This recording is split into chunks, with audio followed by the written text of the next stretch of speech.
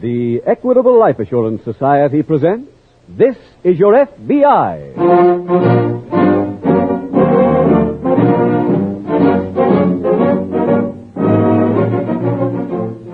This is Your F.B.I., the official broadcast from the files of the Federal Bureau of Investigation. Presented transcribed as a public service by the Equitable Life Assurance Society of the United States and the Equitable Society's representative in your community.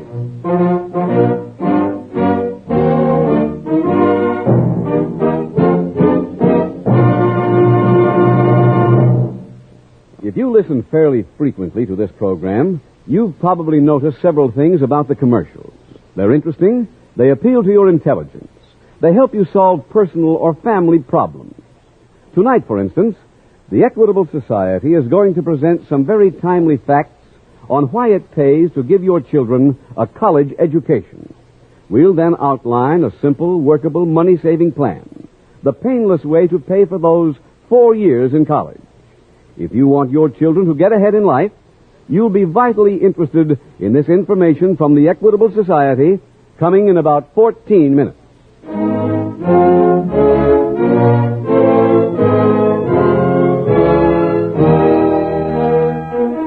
Tonight's FBI file, The Vanishing Witness.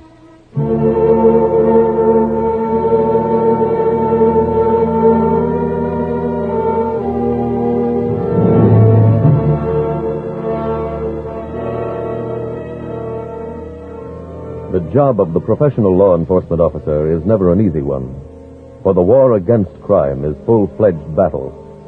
However, it is true that some criminals present less of a problem than others.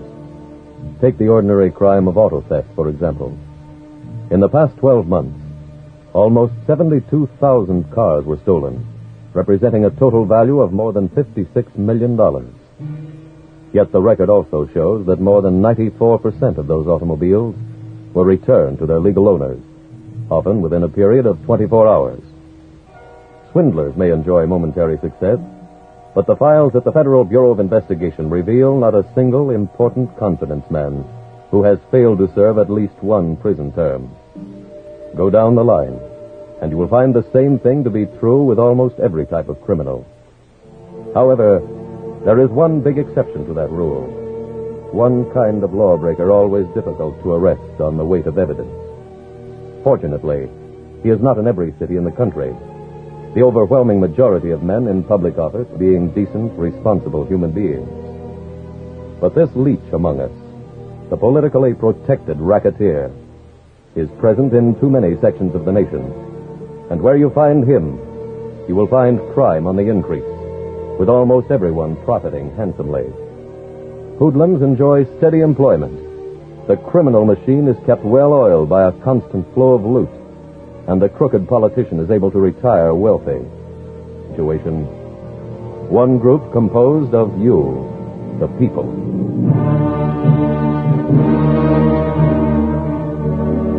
Tonight's file opens in the corridor of a courthouse located in a large Midwestern city.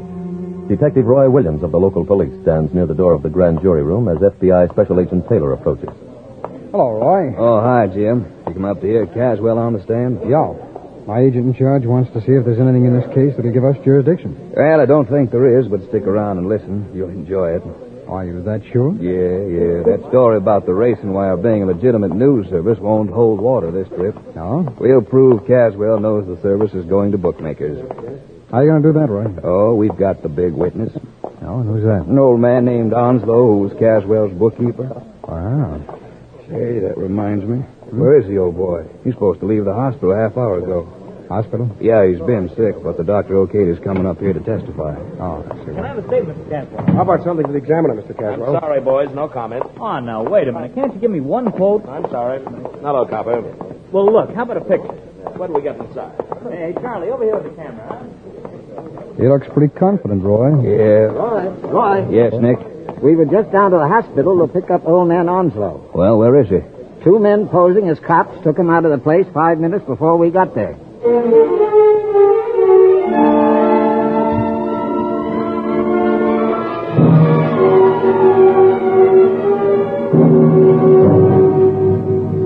following morning at the local F.B.I. field office, Special Agent Jim Taylor returns to his desk from the teletype room to find Detective Roy Williams waiting. Hi, Roy. You looking for me? Yes, Jim. I was in to see your agent in charge, and he put you on that missing witness case. You mean old man Onslow? Mm-hmm. Turns out he was kidnapped and taken across the state line. Oh. You got any idea where to? Well, only the direction. A friend of Onslow's called headquarters this morning to report he saw the old man yesterday on the Hudson Street ferry. Huh? You come up with any idea on either of the kidnappers? None at all. I don't have to tell you, Jim. Without Onslow's testimony, the grand jury can't bring back an indictment. Yeah, I know. How long do you think they'll wait? Till tomorrow morning. If we don't produce Onslow by that time, they'll start hearing another case. It's not much time. No. To make it worse, the term of this grand jury expires the end of this week. Now, you've covered the hospital, haven't you? Yeah, but I drew a blank. Wasn't there any police guard? Mm-hmm. They took him out of the play. He was called to the hall telephone. Yeah, well, what about this friend who saw Onslow on the ferry yesterday? I got his name and address here on a sheet of paper. Let me see. Andrew Harper, 29 Maywood Street. You want to interview him, Jim? Yeah, sure. But, hey, where are you going? Back to the hospital. Some of the floor workers who were on duty at the time of the kidnapping weren't due back till this morning. Oh, I see. I'll meet you back here at your office.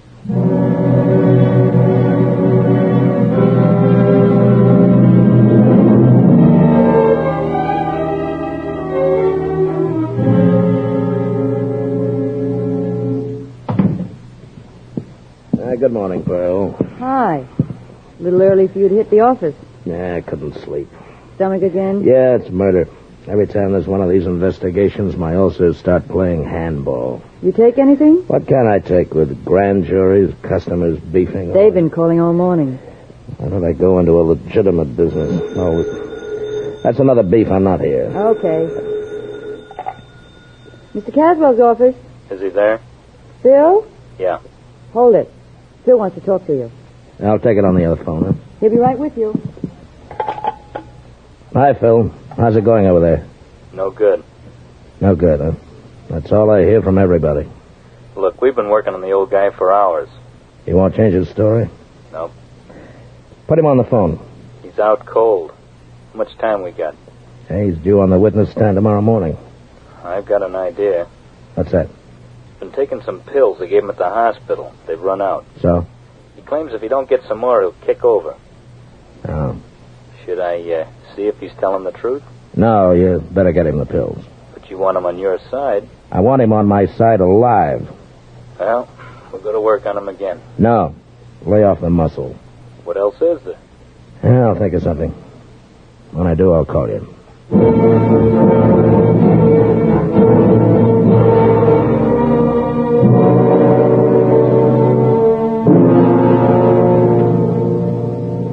I got a small lead at the hospital, Jim. What's that, Roy? The two phony cops signed the visitor's register. Oh? Here's the page with their signatures. What names did they use? Richard Jones and John Smith. They used a lot of imagination. Yeah. Think your lab can get anything on these? Well, I'll have it checked for handwriting and latent prints. Oh, say, one of the elevator operators remembered bringing Onslow and the two men down. He said both kidnappers were tall and wore hats with the brims pulled very low. It's almost as good as a mask. I showed Onslow's picture to every cab driver who works the line in front of the hospital, but none of them remembered him. Well, that figures. Not much point in taking a cab from the hospital with a ferry right across the street. Say, how about the man you interviewed? Well, they said two men were with Onslow, but he couldn't describe them. The only details he recalled was that he was wearing slippers instead of shoes and that the ferry left here at 1:40 p.m. Yeah, those things might help if we had time, but only about half a day left. Yeah, Caswell's probably watching the clock, too. Yeah, except the deadline favors him. Yeah, I know. Oh, Roy, I checked with the ferry company. The boat that pulled out of here at 1:40 yesterday afternoon was the James Chris. You get it scheduled for today? It's due out again in 20 minutes. Let's get on there, Roy, and take a ride.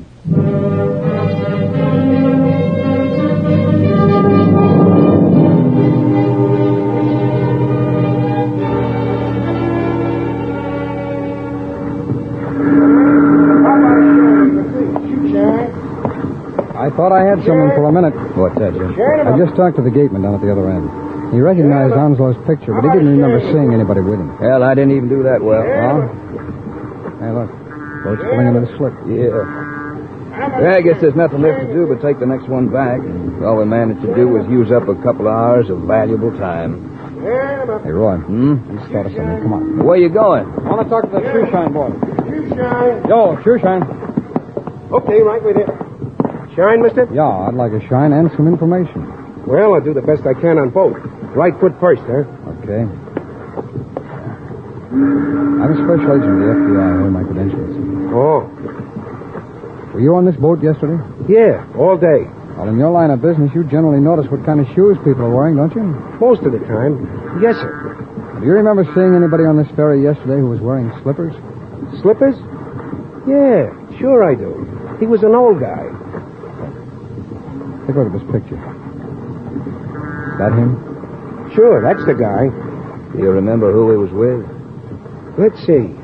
Yeah, I think I do. He was with two other guys. I gave them both shines. One was wearing brown shoes, the other black. What'd they look like? Well, no, you got me. Now, would you recognize them if you saw them again? Yeah, I think I would. How about coming to police headquarters with us and looking through some pictures? Sure. Thanks a million. Roy, if he can make an ident for us, Onslow might still get before that grand jury in time.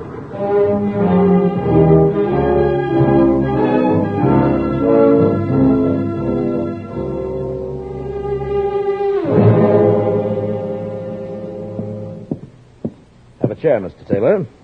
Thank you, Mr. Caswell. My secretary said you were with the F.B.I. That's right.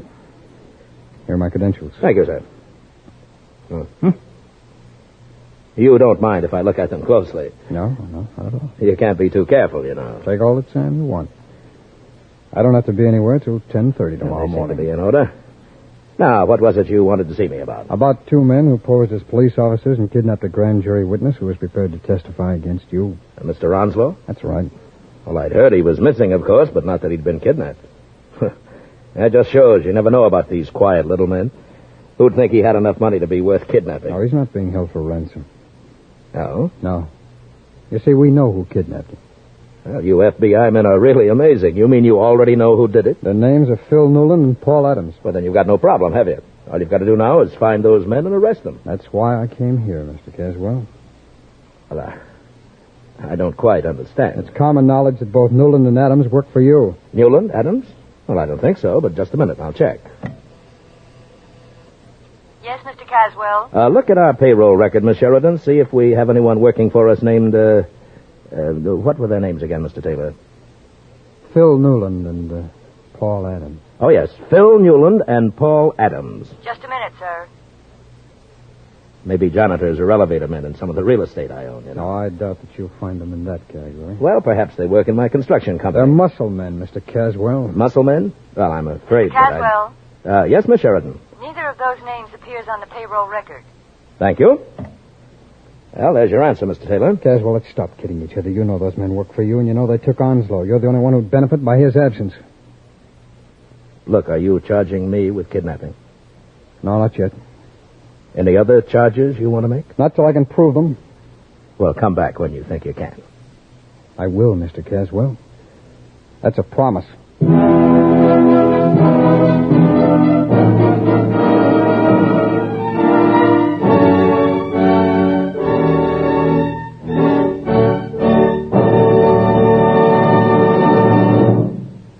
Now, a special message from the Equitable Life Assurance Society to fathers and mothers of young children. Let's turn the calendar ahead for a moment to the year 1960 or 65, to a day when that youngster of yours comes to you and says, Oh, Dad, I'm all set. I passed my college entrance exams. Yippee! Your boy has 3 good reasons for feeling on top of the world. First, college men and women earn more money. Look, Dad, in this morning's newspaper it says college men earn $72,000 more during the years they work than the fellows who miss out on a college education. Second, college men land the bigger jobs. And listen to this, Dad. Out of every 16 men earning $10,000 a year and up, 15 are college guys. That's odds to 15 to 1 in favor of college. Third, college men get more out of life. Their general culture, their appreciation of art and good books, gives them poise and prestige in their social life. Think that over, father and mother, and decide now that your children are going to have the big advantage of a college education. Decide to make sure with an Equitable Education Fund. An Equitable Education Fund? Why, what's that? It's the painless way to pay for your children's college education. In this Equitable Society plan, you start when your children are young. Then, each year, you pay a sum of money that doesn't hurt, an amount that scarcely makes a dent in your budget. When your youngster's ready for college, the money's all ready for him. That's spreading the cost of education over 10 or 15 years instead of taking a beating in 4. Right. Now, suppose the father dies or becomes totally disabled. Then no more payments are necessary. The fund becomes fully established. When the youngster is ready for college, he gets the same education as if his dad had lived. So, don't delay a day longer. Let your Equitable Society representative show you how little it costs to start an Equitable Education Fund. Or write care of this station to the Equitable Society. That's EQUITABLE. The Equitable Life Assurance Society of the United States.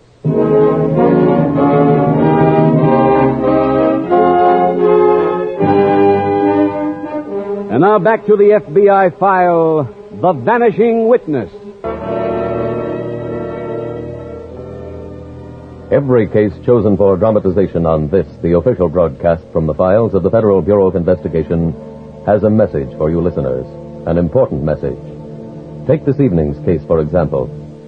It concerns the boss of a machine which controls crime in a particular city. There are probably some now asking themselves how this affects them, unless they happen to reside in just one place. Here is their answer. Look at crime for what it is, an infection in the body of society. Let it fester unchecked in one place, and it spreads, as any epidemic will. The reason it spreads is that crime breeds dictators, and therein lies the menace to you, the decent citizen. No dictator, by the very nature of his position, can afford to sit still. Born of turmoil, he lives by chaos. He must reach out for colonies, for puppet states, in a constant effort to expand.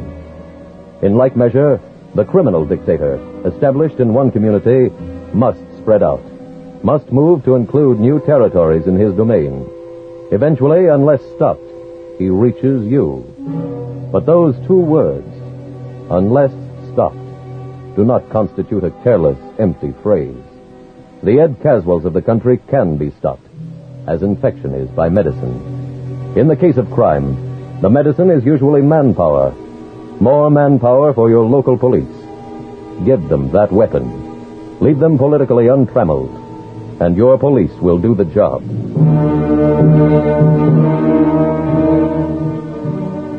Tonight's file continues later that evening at the local FBI field office. Detective Roy Williams has just entered.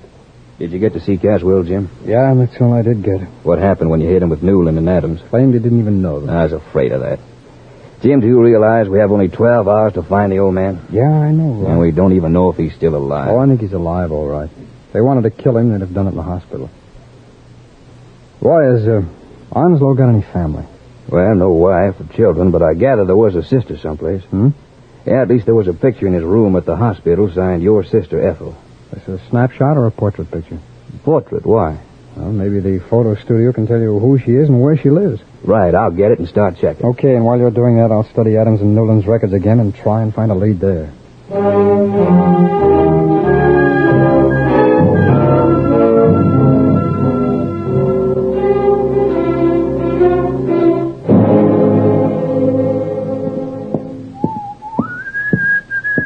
Well, what's with the jollies? Oh, I just happened to feel good.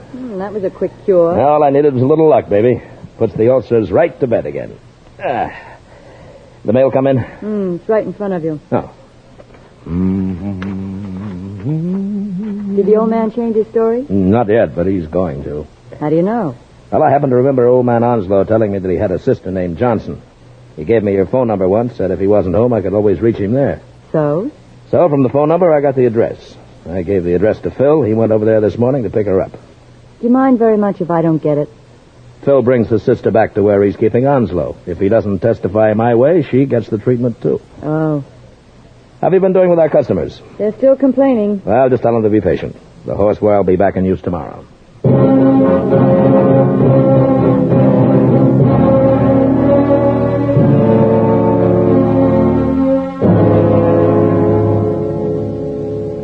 Roy, Roy, did you locate Onslow's sister? No, I got an address from that photographer, but she'd moved 6 months ago. And no forwarding address? No, but the department is checking every moving company in town. Yeah. Well, I spoke to my agent in charge. He didn't think there was any chance of getting another continuance from the grand jury. I know there isn't. We either come up with Onslow in the next hour or else. Hey, Roy, wait a minute. I just got a thought. What's that? We know the kidnappers had their shoes shined on that ferry, don't we? Mm-hmm. Now, let's assume for a minute we're the kidnappers. Now, we spared old man Onslow out of the hospital onto the ferry. Mm-hmm. Now, if we had a car, would we get out and take Onslow for a walk so we could get a shine? Oh, no, of course not. Okay. Now, if we were taking Onslow any distance after we got off the ferry, we'd need a car on the other side. That's right.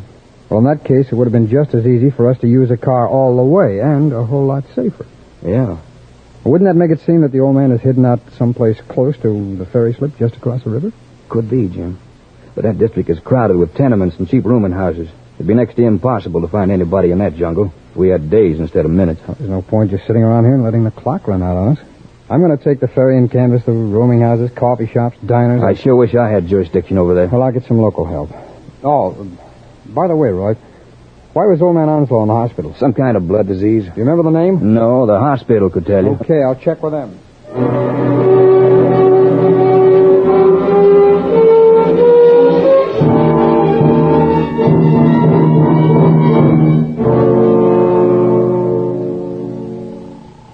Pearl, Yeah? did you get Phil yet? Operator's ringing him now. No.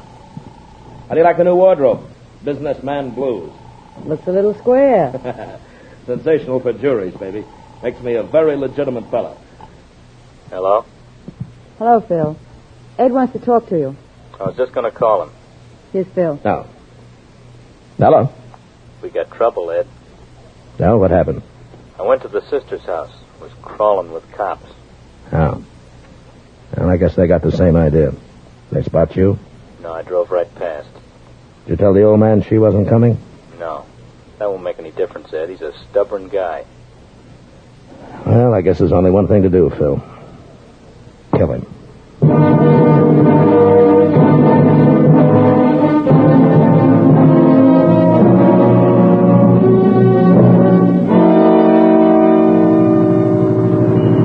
No place to park along here. Pull past the courthouse. That's where I parked yesterday. Okay. I hope Phil followed through. You can depend on Phil. I don't know why you didn't kill the old guy in the first place. That's too crude, Pearl. Having him testify for me would have been much better. You'd think he'd have been willing to after having worked for me for so long. Well, I guess I expect too much from people. Oh, there's the spot to park. Oh, yeah.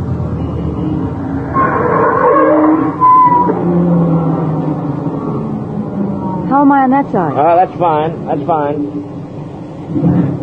Now, where are those canceled checks? In the briefcase. What about the rent receipts? Yeah, they're in there, too. Well, okay, let's go. Here come those newspaper characters. Yeah, I see them. Is that a statement to make, Mr. Caswell? Not right now, boys. Oh, I got a deadline in half an hour. Well, I got one sooner than that. Can't you give us anything? Why don't you guys lay off? Now, honey, they're only doing their job. See me when I come out, boys. You'll have a good story then, huh? Okay. Ed, Huh? it's 10:30. There's no rush. Look, they haven't even opened the doors yet. There's the fuzz up ahead. I see them. Oh, hi, copper. Oh, hello there, Mr. Taylor. You still look pretty confident, Mr. Caswell. Why shouldn't I? Take a look down the hall. Where? See the man talking to the city attorney? Onslow. Ed, Shut up. You thought he was dead, is that it, miss? I don't know what you're talking about. You want to tell him, Roy? Sure. Your two thugs are at the city jail, Mr. Caswell. They just signed full confessions implicating you. What? You got your choice, Caswell. You can wait around here till Onslow testifies, or you can come to headquarters right now.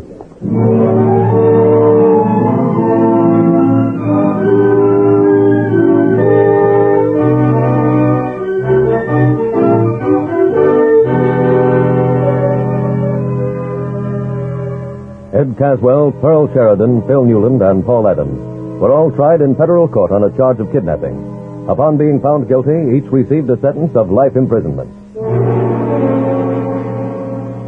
Tonight's case from the files of the Federal Bureau of Investigation is another in the long line of illustrations of the value to every special agent of the course of training he receives at F.B.I. headquarters in Washington before being sent to a field office.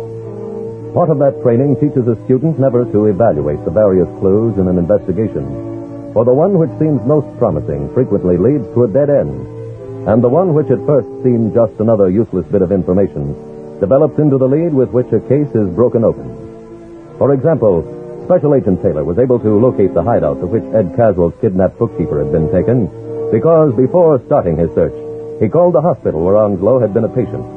The doctor there informed him that the old man was suffering from acute leukemia, which was being treated through the use of newly developed pills containing aminopterin. The doctor also said he had written a prescription for the pills and given it to Onslow in case he needed some while away from the hospital. Special Agent Taylor then proceeded to the district where logic had told him Onslow was being held. A visit to the neighborhood drugstores revealed one which had had a call for aminopterin and had delivered the pills to a certain address, an address which turned out to be occupied by Phil Newland, Paul Adams, and their kidnapped victim. In that way, another case from the files of the Federal Bureau of Investigation was closed, and a criminal dictator whose continued freedom had been a threat to every decent citizen was removed from circulation. But even more important, the life of an innocent person was saved. An innocent person who is now a living tribute to the fact that the special agents of your FBI are vigilant, tireless defenders not only of the liberties and properties of the American people, but also defenders of their very lives.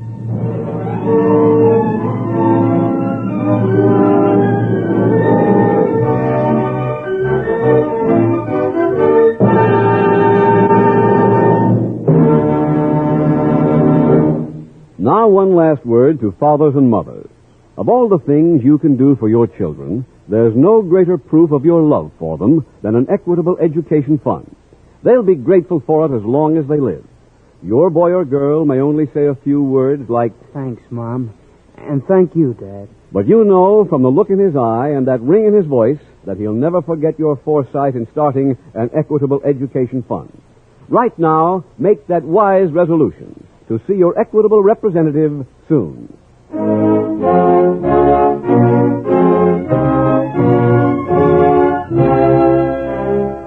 Next week, we will dramatize another case from the files of the Federal Bureau of Investigation.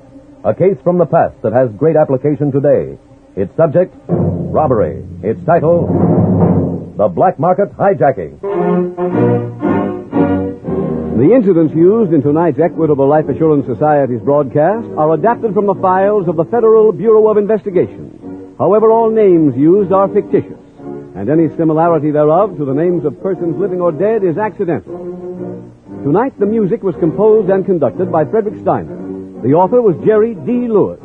Your narrator was William Woodson, and Special Agent Taylor was played by Stacy Harris. Others in the cast were Bill Conrad, Herb Ellis, Ed Gargan, Doris Nolan, John Sheehan, and Gil Stratton, Jr. This Is Your F.B.I. is a Jerry Devine production.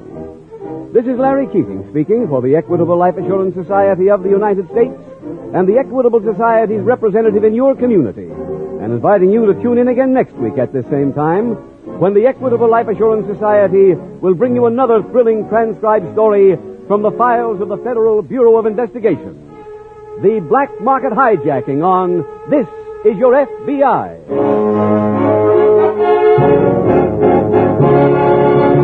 Stay tuned for the adventures of the Thin Man. Fun and excitement for the whole family when the Thin Man comes your way. This is ABC, the American Broadcasting Company.